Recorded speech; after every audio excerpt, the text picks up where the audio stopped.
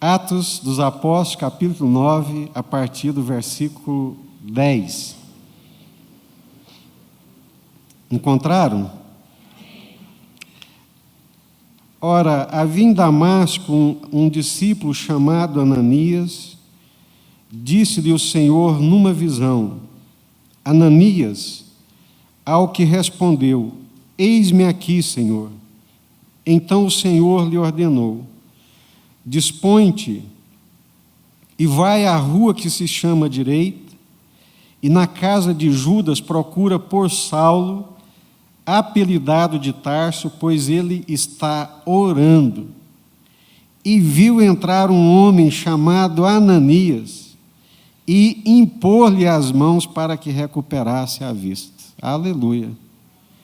O nosso Senhor Jesus está vivo, irmãos.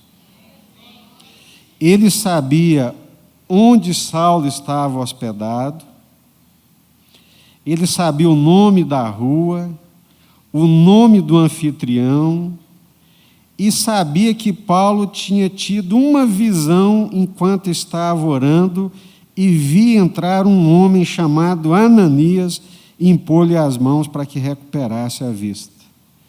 Não há Senhor como o nosso. Ananias, porém, respondeu: Senhor, de muitos tenho ouvido a respeito desse homem. Quantos males tem feito aos teus santos em Jerusalém? E para aqui trouxe autorização dos principais sacerdotes para prender a todos os que invocam o teu nome. Mas o Senhor lhe disse: Vai, porque este é para mim um instrumento escolhido para levar o meu nome perante os gentios e reis, bem como perante os filhos de Israel. Pois eu lhe mostrarei quanto lhe importa sofrer pelo meu nome. Então Ananias foi e, entrando na casa, impôs sobre ele as mãos, dizendo: Saulo, irmão, o Senhor me enviou, a saber, o próprio Jesus que te apareceu no caminho por onde vinhas, para que recuperes a vista e fiques cheio do Espírito Santo. Imediatamente lhe caíram dos olhos como que umas escamas e tornou a ver. A seguir levantou-se e foi batizado, e depois de ter se alimentado, sentiu-se fortalecido. Então permaneceu em Damasco alguns dias com os discípulos. Pai, nós te damos graças pela palavra do Senhor. Ela é a verdade. Santifica-nos na tua palavra nessa noite. Deus, em nome do Senhor Jesus, que ela caia sobre nós, como aquela chuva do tempo certo, da hora certa, que produz os frutos que o Senhor deseja. Pai, dá-nos a tua palavra, fala ao nosso coração, repreenda toda perturbação, todo intento de Satanás, que, como o Senhor mesmo disse, vem para roubar o entendimento e a compreensão da tua palavra, trazendo preguiça, indolência, indiferença. Nós repreendemos todas essas ações malignas em nome do Senhor Jesus, e que cada um de nós possamos receber a nossa porção aqui nessa noite. Abençoa o teu povo, abençoa o teu povo com a tua palavra. É a nossa súplica em nome do Senhor Jesus. Amém? Hoje pela manhã nós estudamos aqui esse texto, nós começamos, e Deus nos abençoou tanto que nós não conseguimos terminar. E nós aprendemos aqui que Saulo de Tarso, no encontro que ele teve com Jesus, a vida dele foi completamente transformada. É o que nós chamamos de conversão. Mudança de rumo, mudança de direção. E que duas coisas são imprescindíveis na conversão. Quais são? Aleluia, glória a Deus. Fé e arrependimento. A pessoa precisa ouvir o Evangelho, as boas novas do Evangelho, crer em Jesus no sentido não de acreditar, porque todo mundo acredita, mas no sentido de confiar, no sentido de depositar a sua esperança, a sua segurança e a sua certeza nas mãos do Senhor Jesus. É essa fé. É fé em Jesus. Quem és tu, Senhor? Perguntou Saulo de Tarso, atordoado, cego, caído no chão, esparramado, sujo. Quem és tu, Senhor? Eu sou Jesus, Saulo, a quem tu persegues. Levanta-te, entra aí na cidade de Damasco, e eles te dirão o que você deverá fazer. Então, ele creu em Jesus, e a gente sabe que creu porque ele obedeceu. Então, fé de confiar, de render, de entregar, de obedecer. E arrependimento, que envolve 4 coisas: tristeza pelo pecado, confissão do pecado, abandono do pecado e uma volta para Deus. Foi isso que aconteceu com a vida de Saulo de Tarso. Ele teve um encontro com o Senhor Jesus, ele creu no Senhor Jesus, ele se arrependeu da vida que estava vivendo e das coisas que estava praticando. Então, houve uma conversão, houve uma regeneração, houve um novo nascimento, houve uma transformação. Eu quero que você abra a sua Bíblia, por favor, ou o seu tablet, ou o seu celular, né? Hoje tem que falar assim também. Isaías 55. Para nós entendermos o que é a ideia da conversão. Isaías 55. Se você abrir a sua Bíblia no meio, vai sair em Salmos, um pouquinho para frente, você vai chegar no profeta Isaías, capítulo 55.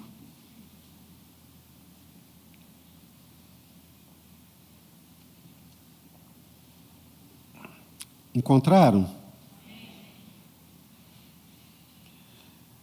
Isaías 55, a partir do versículo 6. O que é conversão? Estou ouvindo os barulhos aí, barulho da página.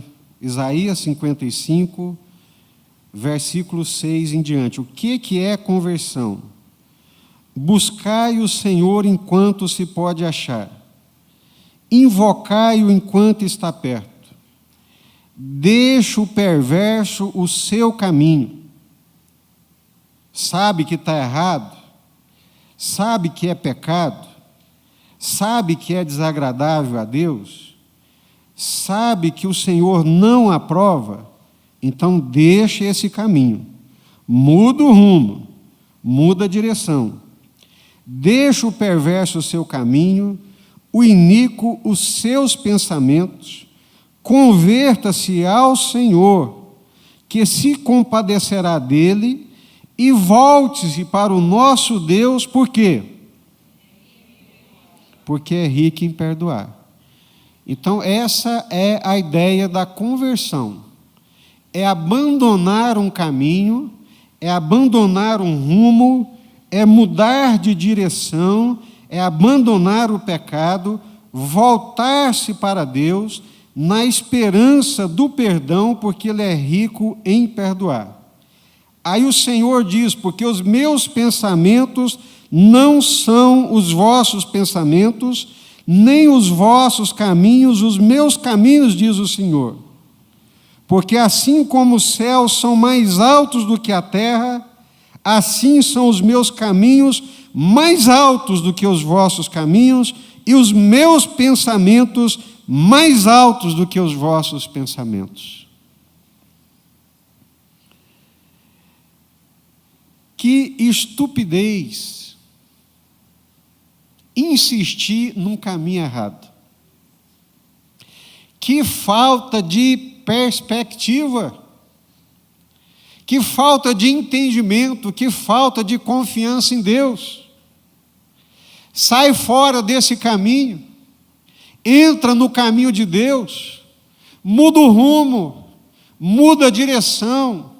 E então, quando fizer isso, e somente quando fizer, perceber-se-á o quanto os caminhos de Deus são mais altos, melhores, mais elevados, pacificadores, abençoadores, cheio da graça, da comunhão, da alegria de Deus. Os meus caminhos são mais altos do que os vossos. Por que insistir em pensamentos errôneos, pecaminosos, que entristecem a Deus, que não agradam o Espírito Santo de Deus, porque os pensamentos de Deus são mais altos do que os nossos? Essa é a ideia da conversão. Fé para buscar a Deus, para se render a Jesus, para obedecer a Deus, para confiar na palavra de Deus e para se arrepender. A vida não muda se não houver arrependimento. Há uma diferença muito grande, os irmãos pontuaram isso aqui, entre o verdadeiro arrependimento e o remorso. O verdadeiro arrependimento, ele produz mudança, frutos dignos do arrependimento. Mas quando não há verdadeiro arrependimento, mas há só remorso, a pessoa chora aqui, derrama em prantos, em lágrimas, mas não muda o coração. Continua com as mesmas práticas, com os mesmos desejos. Meu Deus, que triste, irmãos. Que triste conhecer a verdade e não se firmar na verdade. Que triste saber que está pecando e não se arrepender, como foi o caso do Esaú. Chorar amargamente, mas não se arrepender. Misericórdia.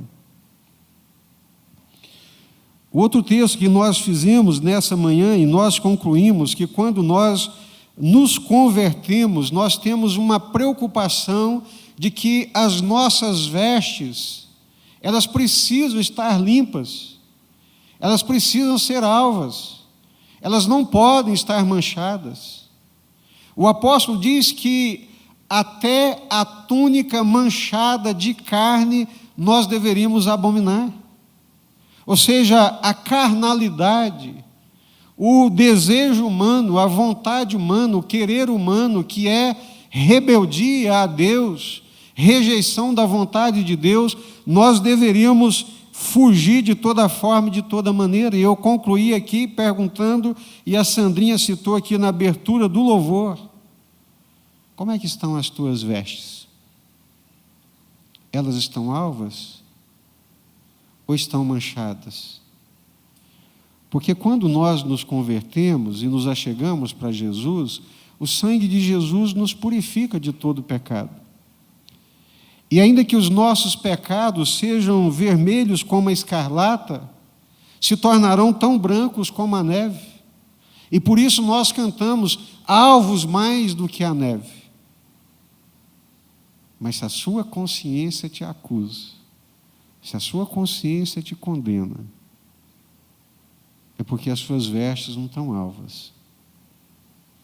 E quando as vestes da gente não estão limpas, olha só esse texto que nós ouvimos aqui da Suzana Wesley, está em Zacarias capítulo 3.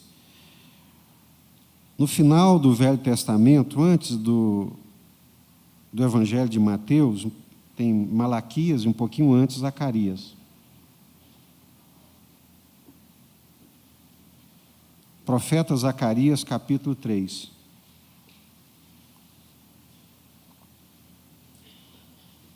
O que acontece, irmãos, quando as nossas vestes estão sujas, quando elas não estão limpas, quando elas estão rotas, né? Zacarias, capítulo 3. Encontraram? Amém? Posso ler? Profeta Zacarias, capítulo 3. Profeta, vocês sabem bem, aqui nesse contexto do Antigo Testamento, é aquele homem de Deus, que tem comunhão com Deus, que é cheio do Espírito Santo e que Deus lhe mostra as coisas, né? Deus abre as cortinas para ele ver. Nós estamos, por exemplo, nós estamos aqui, nós estamos vendo as coisas naturais. Mas se Deus abrisse os nossos olhos espirituais, nós veríamos aqui a glória da presença de Deus e veríamos aqui os anjos de Deus. Isso aqui não é indução, não, é palavra de Deus. Um dia o Eliseu chegou correndo lá por Elias: pelo amor de Deus, os inimigos nos cercaram e você está aí dormindo, Eliseu, acorda, homem, a gente vai ser morto agora mesmo. Calma, rapaz, você só enxerga com os olhos naturais. Senhor, abra os olhos desse moço para que ele veja. E o Senhor abriu os olhos de Geazi e o que ele viu? Anjos, carruagem de fogo, um exército que cercava a casa do profeta. Então, o profeta, no caso de Zacarias, Deus lhe abre os olhos para ele ver realidades espirituais. E Deus lhe mostrou isso aqui. Deus me mostrou o quê? O que ele está dizendo? Deus me mostrou o sumo sacerdote Josué. Então Deus mostrou para o profeta Zacarias quem? O sumo sacerdote Josué. Então acompanhe aí. Deus me mostrou o sumo sacerdote Josué, o qual estava diante do anjo do Senhor. E quem estava à mão direita dele? Ai, ai, ai. Misericórdia. Então o Senhor abriu a cortina espiritual, mostrou o sumo sacerdote numa visão espiritual para Zacarias. E o que o Zacarias viu? O sumo sacerdote Josué diante do anjo do Senhor. E quem é que estava à mão direita ali do Josué? Satanás. Para quê? Leia aí. Para se lhe opor. Se opor a quem? Ao Josué. E por que o Satanás estava ali tão pertinho dele assim?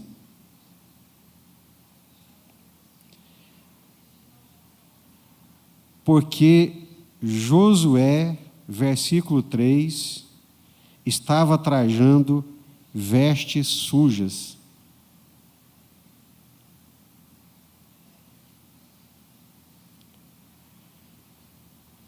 Deus me mostrou o sumo sacerdote Josué, o qual estava diante do anjo do Senhor, e Satanás estava à mão direita dele para se lhe opor. Mas o Senhor disse a Satanás: o Senhor te repreende, ó Satanás.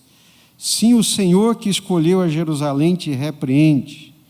Não é este um tição tirado do fogo?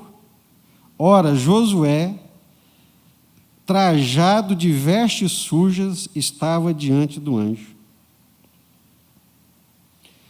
Tomou este a palavra e disse aos que estavam diante dele: tirai-lhe as vestes sujas. E a Josué disse: eis que tenho feito que passe de ti a tua iniquidade, e te vestirei de finos trajes. E disse: ponham-lhe um turbante limpo sobre a cabeça. Puseram-lhe, pois, sobre a cabeça um turbante limpo, e o vestiram com trajes próprios, e o anjo do Senhor estava ali. Irmãos, queridos, amados, servos de Deus e servas de Deus, que vivem no pecado. O pecado suja as nossas vestes. O pecado transforma as nossas vestes em vestes rotas. E traz Satanás para perto de nós.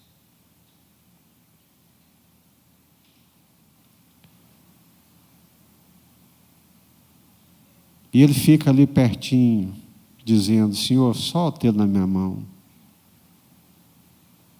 Por que o Senhor está guardando ele? Ele está vivendo como qualquer outra pessoa do mundo que não te conhece. O Senhor não tem 2 pesos e 2 medidas. E ele fica assim, coçando, rangendo os dentes. O Senhor não está vendo, ele está com as vestes sujas. Ele é meu, ele está com vestes sujas. Então, meus queridos e amados irmãos, vestes alvas, limpas, olhos sobre a cabeça, nos coloca diante do Senhor, na presença do Senhor. Mas vestes sujas, rotas, nos afastam do Senhor e nos coloca nessas situações. Então, em nome do Senhor Jesus, você pode sair daqui hoje com as suas vestes limpas, com as suas vestes trocadas. Amém? Pode. Pode sim. Tomando uma decisão. Senhor, eu pequei. Senhor, eu tenho pecado. Senhor, eu estou errado mesmo conhecendo a Tua palavra. Mas hoje, em nome do Senhor Jesus, tem misericórdia de mim. Me perdoa, Senhor. Me limpa. Me purifica. Troca essas vestes, Senhor. Coloca um turbante na minha cabeça. Derrama o óleo cheiroso do Teu Espírito Santo na minha cabeça. Tira essas vestes sujas, essas vestes rotas, e coloca em mim vestes limpas, santas. Vestes limpas é sinônimo de santidade, não é verdade? Amém? Conversão implica nessas mudanças e nessas transformações. Deus é santo, o Espírito é santo, a igreja é santa, o caminho de Deus é santo. Então nós precisamos tomar uma posição na nossa vida. Converter o nosso coração. E o coração de Saulo de Tarso foi convertido. Mudou de rumo. Mudou a vida dele. Ele era um perseguidor, deixou de perseguir. Ele era cheio de ódio, passou a amar. Ele matava, agora passou a ser perseguido, passou a ser odiado, e muitos queriam lhe arrancar o pescoço. A vida mudou completamente. Então, conversão é essa mudança de vida, é essa transformação. Jesus quer fazer isso na nossa vida. Assim como fez na vida de Saulo de Tarso, Jesus quer transformar a nossa vida. Jesus quer que nós mudemos os nossos caminhos, que endireitemos os nossos caminhos, né? Eu não sei se essa expressão é do tempo de vocês, mas minha mãe, quando ficava brava com a gente, ela falava assim: emenda o seu caminho. Você emenda o seu caminho, porque se você não emendar o seu caminho, você vai ver comigo. Então, nós temos que ter esse discernimento. Eu estou num caminho que não agrada a Deus.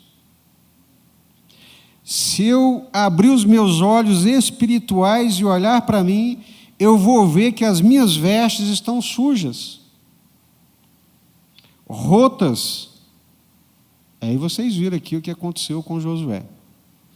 O Senhor quer fazer uma obra na vida dele, o Senhor quer usá-lo, e Satanás está ali à direita opondo. Satanás está opondo porque ele está com vestes sujas. Satanás está se opondo porque ele está com vestes rotas. Aí o Senhor manda trocar as vestes dele. Amém? Imagina sair daqui hoje com vestes limpas, alvas como a neve, completamente transformados para a glória de Deus, pelo sangue de Jesus. Então, essa é a ideia da conversão. Mudança de rumo, emendar o caminho, abandonar o erro, abandonar o engano, abandonar a mentira, abandonar o pecado, voltar para Deus, converter o coração, num coração agora obediente a Deus. Amém? Isso aconteceu com Saulo. E depois dessa conversão, ainda tem uma coisa gloriosa e extraordinária, que é o serviço a Deus. Servir ao Senhor. Jesus falou para Ananias: Ananias, vai lá na rua chamada à direita. Diz que existe essa rua até os dias de hoje, né? Se algum dia Deus me permitir em Damasco. Hoje está meio difícil de ir lá, né? Perigoso tomar um míssil no traseiro, né?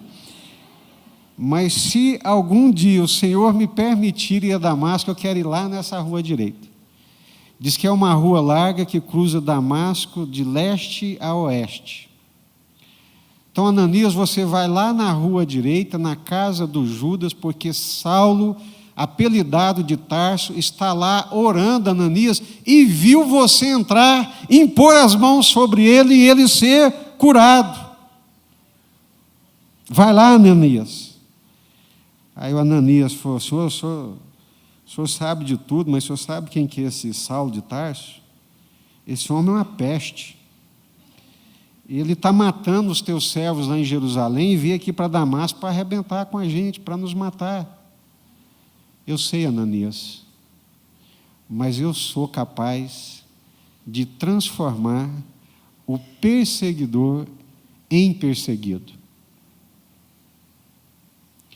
Vai lá, Ananias, eu preciso que você vá lá. Aleluia.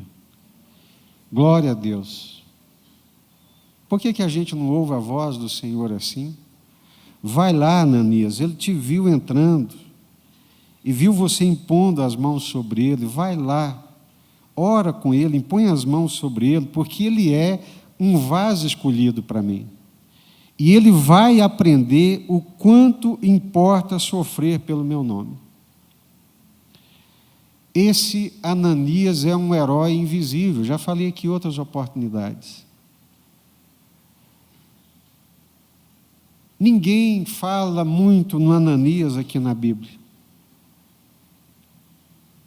Mas foi nada mais, nada menos do que um instrumento de Deus para alcançar o grande Paulo, o maior apóstolo de todos os tempos. Deus quer que nós o sirvamos. Conversão, fé, arrependimento, troca as vestes, fica limpo, mais alvo do que a neve e pronto para servir a Deus e abençoar outras pessoas. Impor as mãos sobre a vida de outras pessoas, orar por elas e elas serem abençoadas. Amém? Irmãos, que alegria. Eu tenho uma alegria enorme. Sou extremamente tímido, Deus sabe, não sou ousado, sou tímido, mas de vez em quando, assim, pelo impulso do Espírito Santo, eu falo para a pessoa: vou orar por você. Deixa eu orar por você. Porque eu tenho certeza, não sou eu, é o Senhor, que na oração, na imposição de mãos, em nome do Senhor Jesus, aquela pessoa vai ser abençoada, as escamas vão cair dos olhos, a vida dela vai ser transformada, ela vai ter nova vida e nova experiência com Deus. Você já orou com alguém? Já teve essa experiência de chamar um colega do trabalho para o cantinho e falar assim: estou vendo que você está muito perturbado, você está muito angustiado. Eu sirvo a Deus, eu conheço o Senhor Jesus, Ele me conhece também. Eu vou orar com você em nome do Senhor Jesus e Ele vai te abençoar. É isso, irmãos, que Deus espera de nós. conversão, fé e arrependimento, abandonar o caminho errado, confessando, abandonando, voltando para Deus, trocando as vestes. Vestes limpas, vestes sujas, não tem nada a ver com Deus.